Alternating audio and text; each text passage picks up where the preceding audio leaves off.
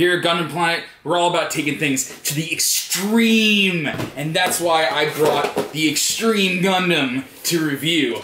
The Extreme Gundam is very unique for a lot of reasons, and one, you'll notice that it's just standard, no nonsense, no subtitle, no nothing. HG is a high grade, not high grade nothing, but where's the number? Yeah, it's counted as an HGUC, but it is a high grade nothing. Just a high grade.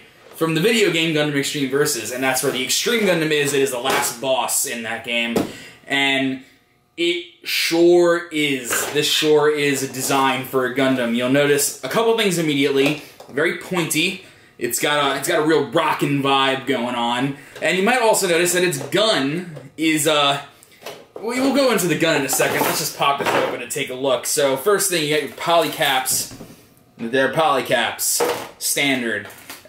Here we go. Now we can talk about the gun. There's the gun, and it is a guitar. Specifically, it is based off of the Gibson Explorer guitar with a very, very, like, iconic sort of design to it. So that sure is something. This Gundam sure does use a guitar for a gun. Or is it just a gun that looks like a guitar? I don't know, but it's pretty cool in like a really lame sort of way. I dig it. I think it's neat. Moving on, got some white plastic. This plastic does not feel very nice. I mean, what year is this? This kit is 2011, so like, that's okay. It's okay. It feels, it's definitely not a new model, and you'll tell that immediately once you open it, but like, it does the job. Moving on, so you got this runner here, which has some more white parts, got a part for the shield, and let's talk about the shield real quick. The shield is the guitar case. That's so clever. I can't get over it. This is so cool, yet so lame. I feel so conflicted about this, but what I'm not conflicted about is this. What is this? Is that a beam saber molded in dark blue plastic? Are you kidding me? In the year of our Lord 2011, they came out with this. That's obnoxious. But right next to it are these nice clear blue parts, which actually look pretty cool and go around a lot of the kit, which give it a very unique feel. But all of this blue looks nice. Got a little bit of red in there. Got some yellow for its V-fins and all of that. And then you got this little runner, just that. So that's unexciting. And then sticker sheet, very, very inoffensive sticker sheet. Not a whole lot going on there. That's cool. Very pleased with that. But and then last but not least, you got your manual, which is like, it's like, whoa, Extreme Versus HG. It just has pictures of other high grades on it. Then those robots were in the game, so yay. And then you got them being very extreme on this page. Graceful extremeness with some particles flowing out of them. And yeah, this thing sure is, and I'm just gonna go build it. Here he is, it's the Extreme Boy in all of his extreme glory, and he's okay. Not too much to write home about here. He sure does look extreme, I guess. Whatever your definition of extreme is, but if your definition of extreme matches up with Bandai's definition of extreme, then you can't really do much better than this man. But, yeah, I mean, he looks pretty good. He looks pretty much the way he should. No real complaints with the molds or the design or anything, because he looks pretty good when you build him. But, the actual build process is very uninspired. Was not very fun. It definitely shows its age as a 2011 high grade. And while not terrible, it wasn't really fun to build. Which it's not fun to build Gunpla, so you know they sort of dropped the ball on that one. But regardless, let's just bring it up close so we can really see what's going on with this guy. So here's the boy up close, and here's all of his extreme accessories. So let's just get this right out of the way. This thing, bad. If you really feel like painting this, go ahead. I'm not. Bye. So moving on, you get some hands. You get one open palm hand and one trigger finger hand, and then you get the grabby hands. And like, would it have killed them to give you two open palm hands or two trigger finger hands so you can have it on either side? But they don't, so you're just stuck. which, it's okay. It's nothing too terrible. But moving on to obviously the main attraction as far as the accessories go is you got your guitar gun and your guitar case shield. And I think the shield looks really neat, but the actual guitar leaves a little bit to be desired. It's all gray. It doesn't have a lot of detail on it. It's just kind of lazy looking and but like it sure does look like a guitar, and it's got, you know, movable handles and movable scope. And if you were to, like, paint this thing like crazy, it would probably be a really cool-looking weapon, but as it stands, it's kind of uninspired. But what is cool is you got your back of your shield here. If you turn everything down, and then, if you're not, you can put it in the right way, bam, it just pops in there, and now you have it in its guitar case. So that's pretty cool. Equipping the shield is pretty easy. You just pop this little bad boy off, and turn that around, slide it in, and jack it right on in there, and boom.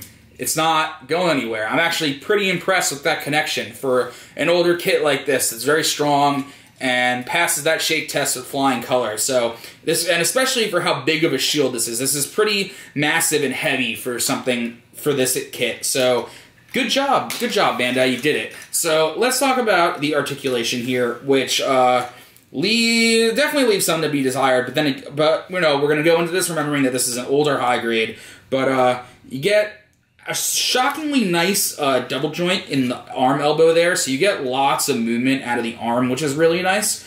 Got that standard ball peg for the hand, 360 on the arm because it's just in a very standard poly cap into a plastic ball joint there, so no problems. Head is fine. The head's got a lot going on with its little like rat tail in the back and all of like the extreme edges going on. So the motion is a little limited, but it's really not that bad because you can still get that full 360 if you move things out of the way. Moving out of the waist, you get pretty good. You can get it all the way around. No ab crunch to speak of, but again, I wasn't really expecting it. Skirt armor, you get like no movement in the front skirts because actually the way it's engineered is like pretty weird. But so it just ends up with no movement whatsoever, but that's not the end of the world because they're not big, so it doesn't impede motion. Side skirts are just on a regular peg so they can spin around, but you're not going to get a lot of up and down movement out of them.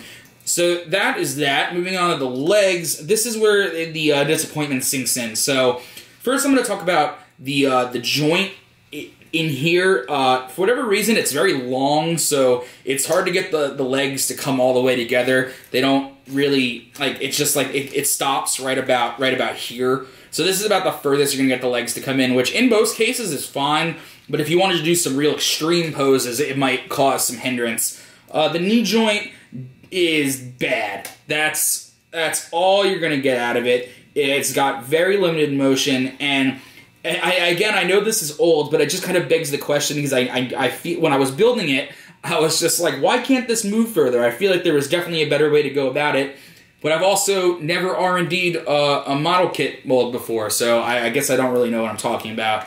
But as far as the actual joint for the leg goes, no problem getting big kicks front and back. The side is kind of hindered by the skirt armor and the way the joints are engineered, but that's not the end of the world. And I just wanted to point out, I don't know if maybe this is just me or if you guys could even see this, but this part here doesn't really close all the way, and I don't really know why, and it was the problem with that on both legs, but it always gets loose, and I don't know if it's just the way the poly cap is engineered or whatever, but that's something I noticed. Might not affect you guys' builds or anything, but I just thought I'd point it out. On the ankles, you just get this like little rock here, nothing too crazy. It just hooks in right inside the leg, which is kind of a weird place to have this like free-floating ankle piece hook in, but again, nothing too bad. And feet is fine, no posability in the feet, but it is just on a standard ball peg and will move around however you need it to. And yeah, last but not least, you got your beam sabers in here, which because it doesn't come with the beam saber effects, comes with that pre-painted beam saber, so these are basically useless, only to be displayed. And then you do get a little bit of motion in the thrusters in the backpack here, which is cool. And, you know, that's it. I mean, it looks right, the posability is okay, and I don't really have too many complaints. So, you know, if you're looking to, like, get extreme with your high-grade building, you could probably still do better than the Extreme Gundam. If you like the design, then obviously go for it, because this is the definition of a serviceable model kit. It does its job. It looks pretty good. You're not going to really be mad that you did it, but you might just get kind of bored while you're building it. So take that as you will, and maybe you'll enjoy this guy.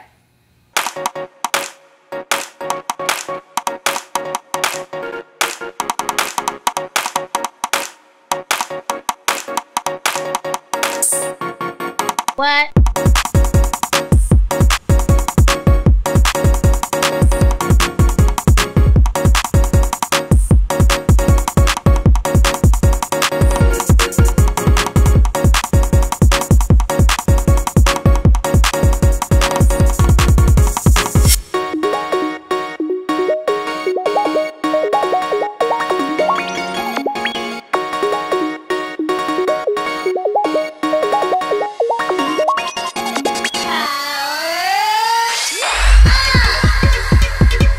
Alright guys, I hope you enjoyed this Extreme Gundam review of the high-grade Extreme Gundam.